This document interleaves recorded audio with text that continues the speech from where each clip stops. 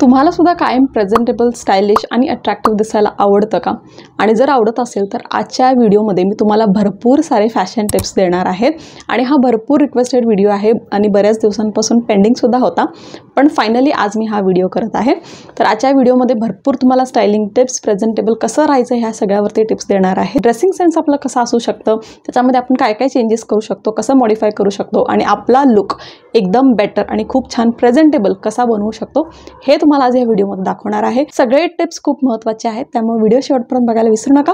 आणि व्हिडिओच्या शेवटला नवीन सबस्क्रायबर्सना शाउटआउट सुद्धा देणार आहे, त्यामुळे व्हिडिओ शेवटपर्यंत नक्की बघा. सगळ्यात पहिला पॉईंट, कम्फर्ट ओव्हर डिस्कम्फर्ट. म्हणजे काय? आता बऱ्याच वेळेस आपल्याला काय होतं ना, खूप जास्त स्टायलिश दिसायचं असतं आणि त्यामुळे आपण असे कपडे चूज करतो ज्याच्यामध्ये आपल्याला कम्फर्ट नसतं. म्हणजे जसे की फॉर एक्झाम्पल बऱ्याच जणांना स्लीवलेस घालायला आवडत नाही किंवा शॉर्ट्स घालायला आवडत नसेल किंवा कोणताही असा फॅब्रिक म्हणा जो आपल्याला कम्फर्टेबल नाही आहे, पण ती दिसायला छान दिसते ह्या ॲझम्पशननं आपण तो ड्रेस सिलेक्ट करतो. आता ज्या आउटफिट्समध्ये आपल्याला कम्फर्टच नाही आहे त्या ड्रेसमध्ये आपण प्रेझेंटेबल किंवा स्टायलिश कधीच दिसू शकत नाही, कारण जो ड्रेस आपल्याला अनकम्फर्टेबल होतो त्याच्यामध्ये आपल्याला कॉन्फिडन्स कधीच येणार नाही आहे. आपण प्रत्येक वेळेस आपली जी बॉडी लँग्वेज असते ती थोडीशी डिस्कम्फर्टमध्ये असते आणि ते दिसूनसुद्धा येतं आणि त्यामुळं अशा ड्रेसेसमध्ये आपण स्टायलिश कधीच दिसू शकत नाही. त्यामुळे कधी पण जेव्हा तुम्ही क्लोदिंग सिलेक्ट करता, जे पण ड्रेस तुम्ही घालणार आहात, मेक शुअर करा की ते घातल्यानंतर चालताना, उठताना, बसताना तुम्हाला सगळ्या गोष्टींमध्ये ते कम्फर्ट वाटणार आहे का, त्याचा फॅब्रिक तुम्हाला कम्फर्टेबल आहे का, आणि हे जर कम्फर्टेबल असेल तरच तुम्ही तो वेअर करा. अदरवाईज अजिबात घालू नका, कारण त्याच्यामध्ये कम्फर्ट नसल्यामुळं तो तुम्हाला चांगलासुद्धा दिसणार नाही आहे आणि तुमचा कॉन्फिडन्स लेवलसुद्धा त्याच्यामध्ये कमी दिसणार आहे. Tip number 2, right footwear. आपण ना स्टायलिंगकडे भरपूर लक्ष दिलेलं आहे, आपण सगळा ड्रेस वगैरे खूप चांगला घातलेला आहे, पण फुटवेअर त्याच्यावर व्यवस्थित घातलेला नाही आहे. खाली पायामध्ये काहीतरी वेगळंच घातलेलं आहे आणि ते अजिबात तुमच्या ड्रेसला मॅच होत नाही आहे किंवा सूट होत नाही आहे. तर काय होतं, तुमच्या कंप्लीट लुकचा जो आहे ना ते फुटवेअरमध्ये त्याचे मार्क्स पूर्णपणे कट होतात. आणि स्पेसिफिकली जर तुमची पर्सनॅलिटी माझ्यासारखी आहे, जे कुणालाही बघितल्यानंतर सगळ्यात पहिली गोष्ट मी नोटीस करते की त्यांनी फुटवेअर काय घातलेलं आहे, आणि ज्याचं फुटवेअर एकदम ॲप्रोप्रिएट असतं त्याच्यावरनं लक्षात येतं की तो व्यक्ती किंवा ती व्यक्ती स्वतःच्या फॅशन सेन्सवरती किती लक्ष देते. हे माझं अझम्पशन आहे. बरेच जण माझ्यासारखे असतील जे पहिल्या फुटवेअरकडे बघतात. फुटवेअरमध्ये एक तुम्हाला खूप चांगली टिप देते. आपण ना खूप असे कॉमन कलर्स मोस्टली फुटवेअरमध्ये घ्यायला बघतो जे सगळ्यावरती मॅच होतं, आणि स्पेशली आतापर्यंत भरपूर जणांना फक्त ब्लॅकवरती कॉन्सन्ट्रेट केलेलं होतं की प्रत्येक ड्रेसवरती ब्लॅक कलर चालतो. ओके, पण आता एक तुम्हाला खूप चांगला ऑप्शन देते. फुटवेअरमध्ये बेज कलर जो असतो तो खूप छान दिसतो आणि हा न्यूट्रल कलर आहे, सगळ्या आउटफिट्सवरती छान दिसतं. म्हणजे तुम्ही ऑफिसला जरी जात असाल तरीही बेज कलर खूप छान दिसतात. इवन तुम्ही कॉलेजला वगैरे जात असाल तरीही तो कलर छान दिसतो. आपलं अझम्पशन होतं की फक्त ब्लॅकच चांगला दिसतो. आता ब्लॅकवरनं थोडंसं नजर हटवा आणि बेज कलरकडे लक्ष द्या, कारण बेज कलर खूप क्लासी दिसतो आणि हा माझा पर्सनल प्रेफरन्ससुद्धा आहे. जेव्हा पण मी फुटवेअरमध्ये मोस्टली शॉपिंग करत असते, I try to go for beige colour, आणि माझ्याकडे ॲक्च्युली बेज कलर्सचे भरपूर फुटवेअर्स आहेत आणि मला असं वाटतं की ते प्रत्येक ड्रेसवरती खूप छान दिसतात. मग त्याच्यामध्ये तुम्ही वेगवेगळ्या पॅटर्नमध्ये पण घेऊ शकता. जर तुम्हाला हिल्स हवा असेल तर हिल्समध्ये सुद्धा तुम्ही बेज कलर ट्राय करू शकता. फ्लॅट्समध्ये सुद्धा असतात. इवन फॉर ऑफिस वेअरसाठी जे शूज असतात त्याच्यामध्ये सुद्धा खूप छान छान ऑप्शन्स मिळतात आणि मला जे आवडतात ना ते सगळं मी ते टॅग करते, तुम्ही बघू शकता. म्हणजे हे मला असे फुटवेअर्स जे आहेत इथे जे मी टाकत आहे फोटोज वगैरे ते बघू शकता, खूप छान दिसतात आणि त्याचबरोबर ना खूप एलिगंट लुकसुद्धा येतो, खूप स्टायलिश लुक येतो.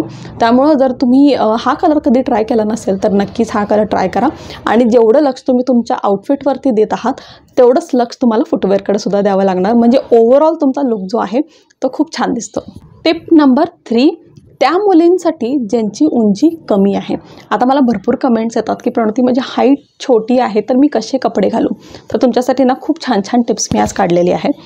सगळ्यात पहिली गोष्ट तर लो वेस्ट जीन्स अजिबात घालू नका. लो वेस्ट म्हणजे अगदी कमरेपासूनची जीन्स असते ती नाही चांगली वाटत. जर तुमची हाईट कमी असेल आणि लो वेस्ट जर तुम्ही जीन्स घालत असाल तर त्याच्यामध्ये तुमची हाईट अजून कमी दिसते.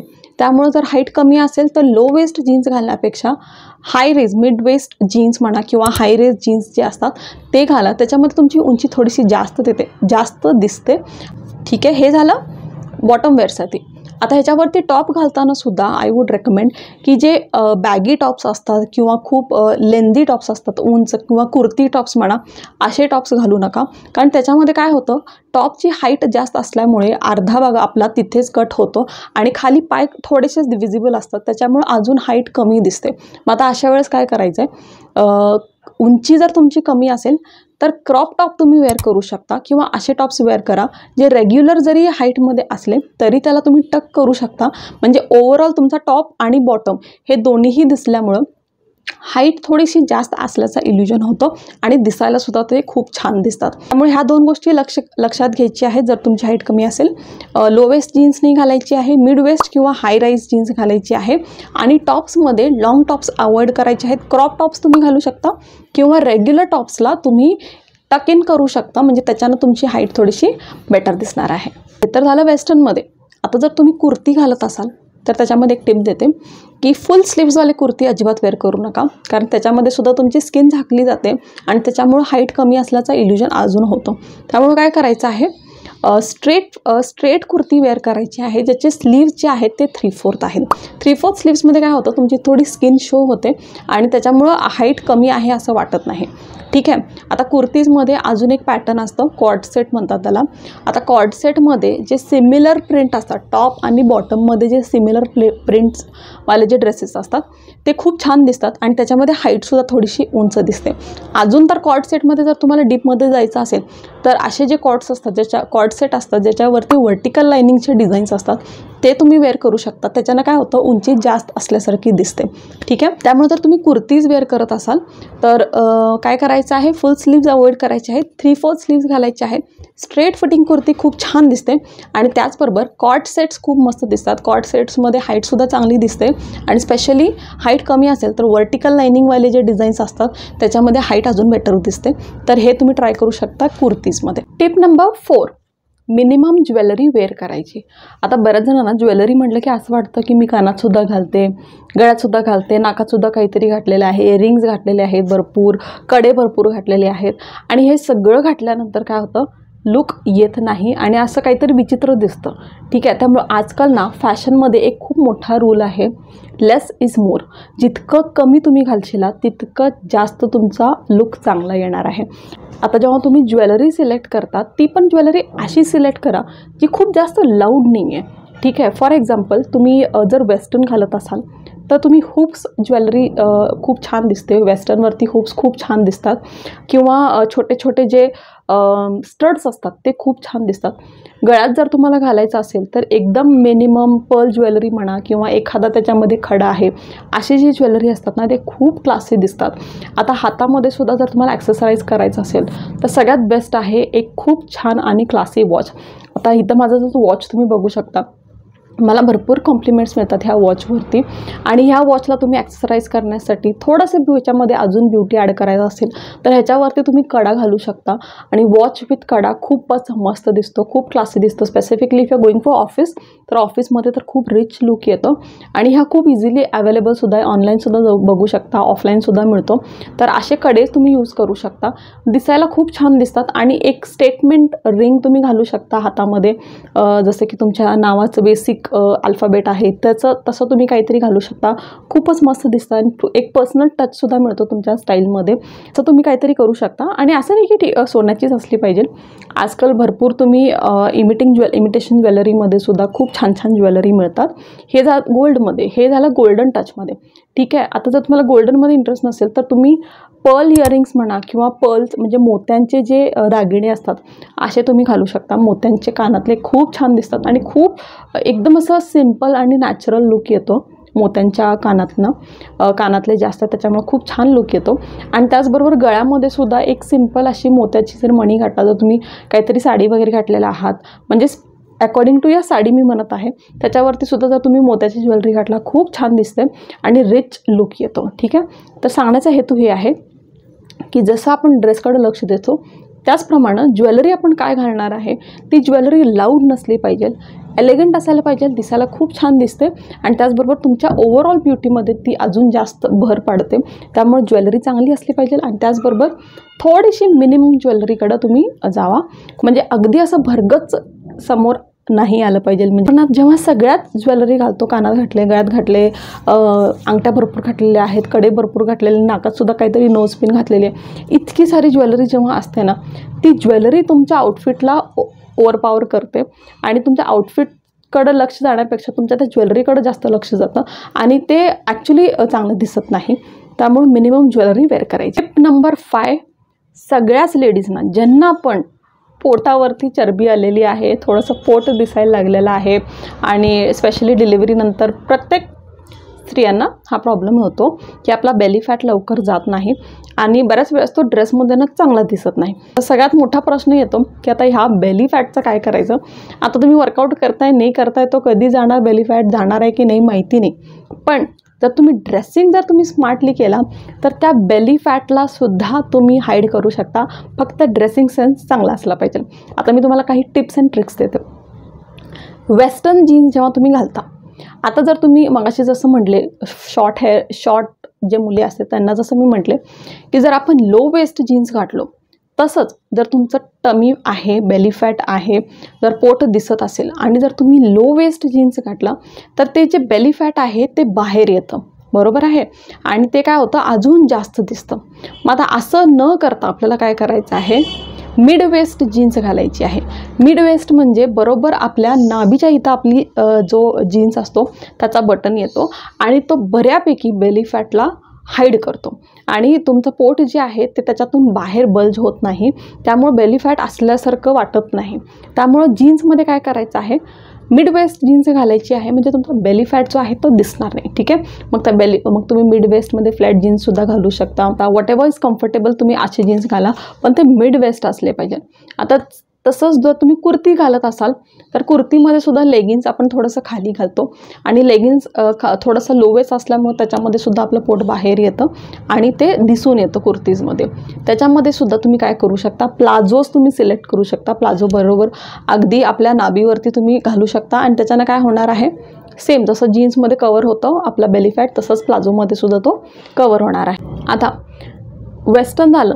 आता जर तुम्ही ट्रेडिशनल आता कुर्तीज घालत असाल तर कुर्तीजमध्ये सुद्धा भरपूर प्रकार आहेत ज्याच्यामध्ये आपला बेली फॅट दिसत नाही. सगळ्यात पहिला प्रकार म्हणजे आलिया कट. आलिया कटची जी कुर्ती असते ना त्याच्यामध्ये आपल्या चेस्टपर्यंत त्याची फिटिंग असते आणि तिथून तो थोडासा फ्लेअर्ड असतो, खाली थोडंसं ढगळं असतं. तर त्याच्यामध्ये काय होतं, तुमचा बेली फॅट पूर्णपणे झाकून जातो आणि बेली फॅट नाहीच आहे असं दिसतं. ठीक आहे, त्यामुळे आलिया कटचे जे कुर्तीज असतात ते तुम्ही नक्की वापरा. जर तुम्हाला सुद्धा पोट हाईड करायचं असेल तर आलिया कटची कुर्ती तुम्ही वापरू शकता. अनारकली पॅटर्नचे जे कुर्तीज असतात त्याच्यामध्ये सुद्धा खाली घेर असल्यामुळं पोट त्याच्यामध्ये सुद्धा दिसून येत नाही. पण आता जर तुम्ही स्ट्रेट फिटिंगची कुर्ती घातला, स्ट्रेट कुर्तीज जे असतात ते जर तुम्ही घातला तर ते थोडी फिटिंग असतात आणि खूप जास्त त्याच्यामध्ये आपला बेली फॅट दिसून येतो. मग अशा वेळेस तुम्ही तो अवॉइड करू शकता आणि हे फ्लेअर्डवाले जे कुर्तीज असतात जसं आलिया कट म्हणा किंवा अनारकली म्हणा, अशा टाईपची कुर्तीज तुम्ही घालू शकता, म्हणजे तुमचा बेली फॅट दिसणार नाही आहे. Tip number 6, comfort in heels. आता तुम्ही म्हणणार की हील्समध्ये कम्फर्ट नसतंच, मग आता काय करायचं. स्पेसिफिकली त्या मुलींना ज्यांची हाईट कमी आहे आणि त्यांना काही ऑप्शन नसतं, त्यांना हील्स घालावे लागतात. म्हणजे जर थोडं आपल्याला टॉल दिसायचं असेल तर हील्स घालावे लागतात, बरोबर आहे. आता हील्स हा प्रकार असा आहे जो कुणालाही कम्फर्टेबल वाटत नाही. ठीक आहे, आणि मला तर अजिबात वाटत नाही.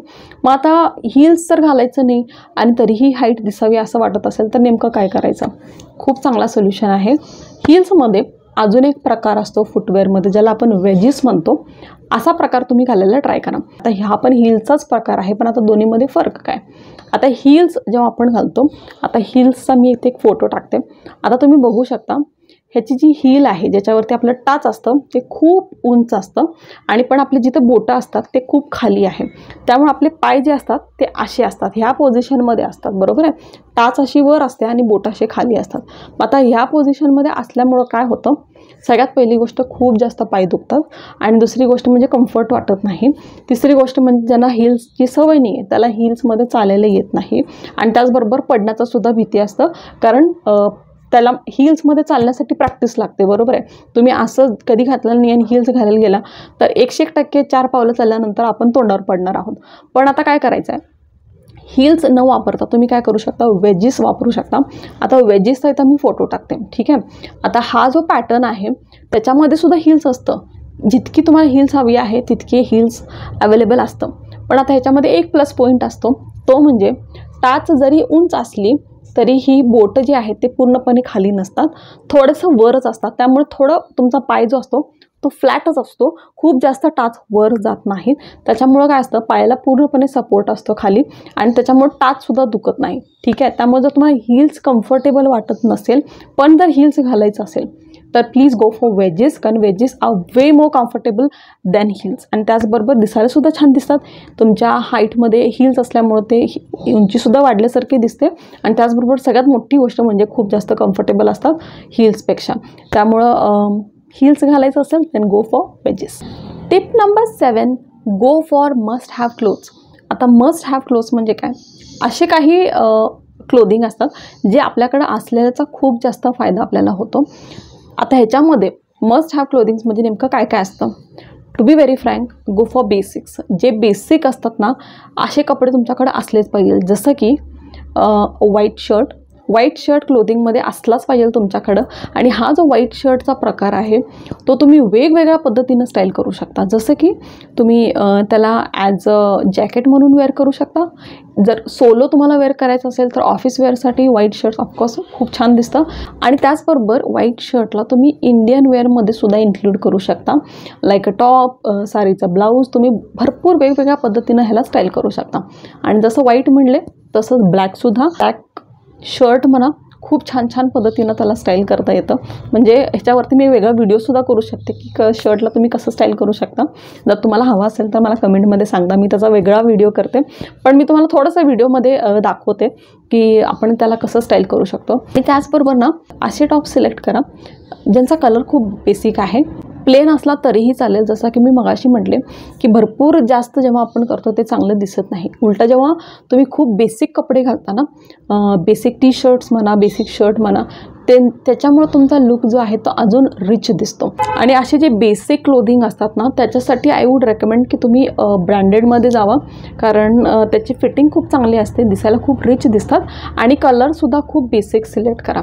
सो 7वा पॉईंट हे होता की एक व्हाईट शर्ट तुमच्याकडे असला पाहिजे, एक ब्लॅक शर्ट असला पाहिजे आणि बेसिक टॉप्स जे असतात लाईक राऊंड लेग म्हणा तसे टॉप्स तुम्ही तुमच्याकडे ठेवू शकता, कारण त्याला वेगवेगळ्या पद्धतीनं स्टाईल करता येतं. टिप नंबर 8, त्या मुलींसाठी ज्या खूप बारीक आहेत. आता ज्या मुली खूप बारीक असतात त्यांना ड्रेसिंग खूप स्मार्टली सिलेक्ट करायला लागणार. आता जर तुम्ही खूप बारीक असाल तर सगळ्यात मोठी चूक आपण काय करतो, सगळे फिटिंगचे कपडे वापरतो.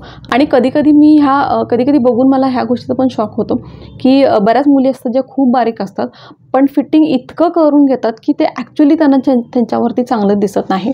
त्यामुळे जर तुमचं वजन कमी असेल, तुम्ही खूप बारीक असाल तर प्लीज टाईट फिटिंगचे कपडे अजिबात घालू नका. थोडंसं तुम्ही लूज ठेवू शकता. मी असं म्हणत नाही की पूर्णपणे लूज ठेवा, पूर्ण लूज असेल तर ड्रेस नाही चांगलं दिसत, पण थोडंसं ब्रिदेबल तुम्ही त्याला ठेवू शकता. जर खूप जास्त टाईट घेतला तर तुम्ही अजून जास्त बारीक दिसता. अजून एक गोष्ट अवॉइड करायची की बॉटम्समध्ये लेगिन्स हा प्रकार तुम्ही अवॉइड करा, कारण लेगिन्स खूप जास्त टाईट फिटिंग असते आणि बॉडी शेप त्याच्यामध्ये दिसतो. आणि जर बारीक असला आणि त्याच्यामध्ये जर तुम्ही लेगिन्स घालत असाल तर खूपच जास्त खराब दिसतं, म्हणजे अगदी पाईपसारखे पाय दिसतात. त्यामुळं त्याच्यानं काय होतं, लुक पूर्णपणे खराब होतो. त्यामुळे काय करायचं आहे, बॉटम वेअरमध्ये काय करायचं आहे, लेगिन्स घालण्यापेक्षा जे कॉटनचे पॅन्ट्स असतात असे तुम्ही घालू शकता. आणि खूप कॉमनली सगळीकडे अवेलेबल असतात. ऑफलाईन मार्केटमध्ये गेलात तरीही मिळतं, ऑनलाईनसुद्धा मिळतं. वाटलंच तर मी टॅग करते प्रॉडक्ट, तुम्ही बघू शकता की मी कसा प्रकार म्हणत आहे. कॉटनचे पॅन्ट्स असतात, एकदम बॉडी हगिंग नसतात, लूज असतात, थोडेसे म्हणजे कम्फर्टेबल असतात. त्याचबरोबर त्याच्यामध्ये पॉकेटसुद्धा असतं आणि प्लस पॉकेट म्हणले की कम्फर्ट, ठीक आहे, तर घालायला खूप कम्फर्टेबल असतात. त्याच्यामध्ये तुम्ही बेसिक कलर जरी तुमच्याकडे ठेवला तरीही चालतं, जसं की ब्लॅक, व्हाईट म्हणा किंवा एखादा कलर जो तुम्ही जास्त फ्रिक्वेंटली यूज करता असं तुम्ही घेतला तरी चालेल.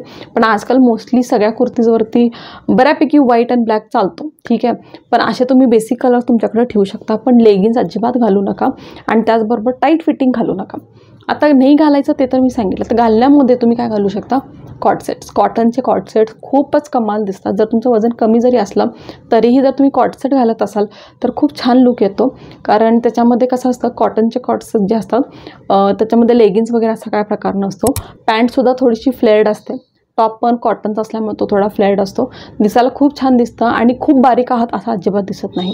त्यामुळे कॉटनचे कॉट सेट तुम्ही ट्राय करू शकता जर तुमचं वजन खूप कमी असेल.